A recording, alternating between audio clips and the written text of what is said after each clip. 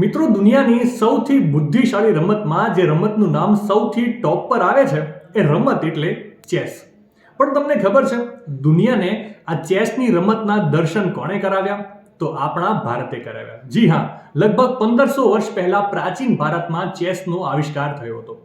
જે તે સમયે તેનું નામ હતું ચતુરંગ, જેનો અર્થ થાય છે સૈન્યના 4 વિભાગો. અને આ વિભાગો પાયદળ, ઘોડેસવાર, હાથી અને રથ હતા. અને પછીથી આધુનિક પ્યાદા, નાઇટ, બિશપ અને રૂક અસ્તિત્વમાં આવ્યા.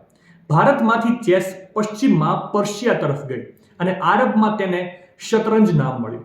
ચેસમાં ચેકમેટ શબ્દ પણ ફારસી વાક્ય શાહ મદ પરથી આવ્યો છે, જેનો અર્થ થાય છે રાજા લાચાર છે. 10મી અને 15મી સદીની વચ્ચે ચેસ સ્પેન અને ઇટાલી થઈને યુરોપમાં પ્રવેશી. 18મી સદીમાં પ્રથમ આધુનિક ચેસ ટુર્નામેન્ટ 1851માં લંડનમાં યોજાઈ હતી.